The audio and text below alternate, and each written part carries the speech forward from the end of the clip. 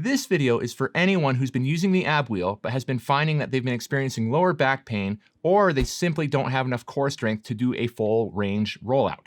Now, if you're in either of those two categories, stick around and watch this video because I'll be sharing 5 variations that you can try in order to use the ab wheel but avoid back pain and challenge your core effectively. So let's get to it. Hey everyone, welcome to another video. All right, so today we are talking about the ab wheel. Super awesome, super feisty little piece of equipment that's great for really hammering and strengthening the core and abdominal muscles. But unfortunately, a lot of times people tend to stay away from it because they find that as they do that full range rollout, they're either experiencing some lower back pain that's quite a nuisance and makes the movement uncomfortable to do, or they simply feel that they can't challenge their core and abdominal muscles appropriately because they don't have the strength to roll all the way out while holding the ideal position. Now, thankfully, there are variations that you can try that might wind up being the right solution so that you can avoid going into painful positions, but also effectively strengthening up your core and abdominal muscles at the same time. So what these variations do is that they take a smaller range of motion that otherwise isn't all that challenging on an ab wheel rollout, and it kicks it up a notch in terms of picking on the core muscles a little bit more, but while keeping you in a pain-free range of motion or keeping you in a range of motion that doesn't permit you to fail the movement from a lack of strength. In order to do this here, there's a couple of universal principles that we want to follow, so I'll quickly discuss those, and then we're going to get right to it. So for the variations here, for each and every one of them, we're going to make sure that we're going from the knees, and we're also going to make sure that as we do this movement, we are going to make sure that the hips and the shoulders move out or forwards at the same time together when doing the rollout. Now, a common mistake that a lot of people make is they simply push their arms out, but they leave their hips behind. And if you do this, you're going to find that your core muscles aren't really getting challenged, at least not all that ideally. Now, a big mistake that a lot of people make that winds up producing some lower back pain is that as they do their rollout, they let their hips drop or sag through. And what that does when our hips drop through with our arms being pushed out into that bridge position is it really puts those lower spinal joints, or what we call the facet joints, into an extreme end range of extension, which can be quite uncomfortable and irritating for those joints. So keep those in mind as we go through these variations. And again, take each variation, try it, and then tinker with it to see what works best for you. Okay, so for this first variation, this is the only one of the 5 variations where you're going to need to use an additional piece of equipment. But thankfully, all it is a 1/2-inch general workout or exercise band. Now, these are great to have on hand because you can use them for a million other exercises anyways, and they're only a couple of dollars. So what you are going to do here is you're going to take the 1/2-inch band and you're going to loop it around the bottom of your foot, and then you are going to attach it to one of the handles on the ab wheel. What this is going to do is this is going to allow you to push out into a range that's kind of further away, but then if you find that you don't have enough strength to kind of keep your hips up as you want to pull back, well, the band is going to do that for you with that elastic recoil. And so as you have that band on and you push out, you want to make sure that, again, you're keeping your hips up and your shoulders and hips are moving out at the same time. And then once you've gone to as far as you can, either before you experience pain or you feel that you've kind of maxed out on your strength, then just let that band help to pull you back in order to complete the movement. Now with the band, you can have it go on the outside of your knee, or you can have it go on the inside of your knee, or you can even split the band so that one part of it goes on the inside, one goes on the outside. It's totally up to you. Just play around with it and see what works best for you. Now, if need be, you could use another 1/2-inch band on the other side of the ab wheel on the other handle, but I find most people don't. One tends to be sufficient enough. Now, for the second variation, this is arguably my favorite variation of them all. This is a great one to do, and all we're going to do here is what we call partial rollbacks. So you are going to roll out as far as you can right before you go into that painful range. So we're staying out of the painful range, or if you don't have a lot of core strength, you simply roll out as far as you can before your hips want to sag or drop through. And then from there, you are going to pull back about 25% of the way, so rolling back 1/4 of the way.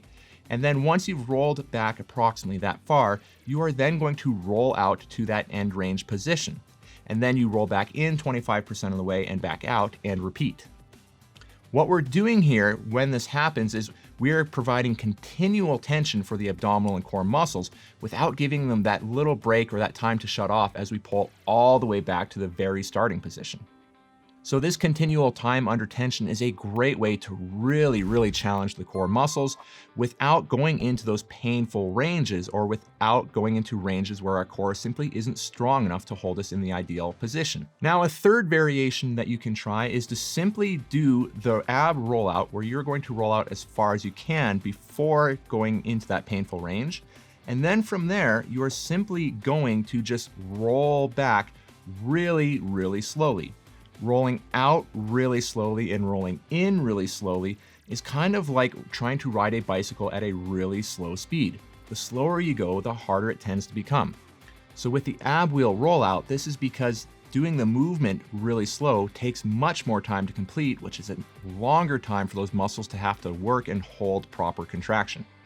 So you can play around with the amount of time that you take to roll out and roll back in. It can be 3 seconds out and 3 seconds in. It can be 5 out and 5 back in. It can be whatever is going to be most ideal for you. And you could do a moderately slow roll out and then a really slow roll back in. So feel free to play around with it, but you'll find that if you're just doing really slow movements, well, you don't necessarily need to go into a full bridge position in order to really challenge your core. The fourth variation that you can try is simply to do an end range hold at the end of your rollout.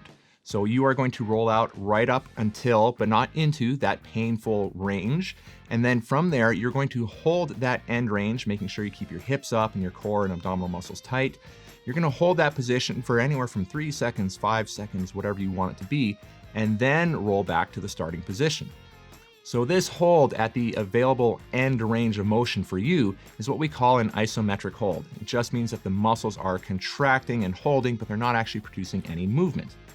So this isometric hold is a great way to get enough challenge into your core muscles without needing to go into that big full range of motion that might either cause back pain or might cause you to fail the movement from a lack of strength. And the fifth variation that you can try here is simply what we call oscillations while at the end range of your movement. So these oscillations work by rolling out to right before your painful range of motion. So you're going to roll out about 90% of the way. And then from there, you are going to roll an extra 10% outwards, which is going to be right before your painful range of motion or right before you feel that you failed the movement from a lack of strength. You are then going to pull back about 20%. So again, it'll be 80% range before that painful range. And then from there, you're going to roll back out to that end range. So this oscillation back and forth at the end range really picks on the abdominal and core musculature in a pretty unique way. Now, you can try doing it where you do 3 oscillations before you roll all the way back to give the muscles a tiny little break. You can try 5 oscillations, you can try 10 oscillations. Again, it's going to come down to whatever is best for you. Now, you can take any of these variations and continue to tweak them to make them your own to find out what's going to work best for you. You can even take one variation and combine it with another and kind of Frankenstein them. There's a million different ways you can do this. So the key is to take the principles of these types of variations and play around with them to find out what works best for you. Now, of course, there are a million different ways you can do all of this. And so if you have your own variations that you really like, I want to hear about them. So be sure to leave them in the comment section below. So that is it for the video. Hopefully you got something out of it. If you did find it useful, helpful, or informative in any sort of way, please hit the like button. That would mean a lot to me. So everyone, keep taking care of yourselves, keep looking after one another, keep making great things happen, and I will see you in the next video.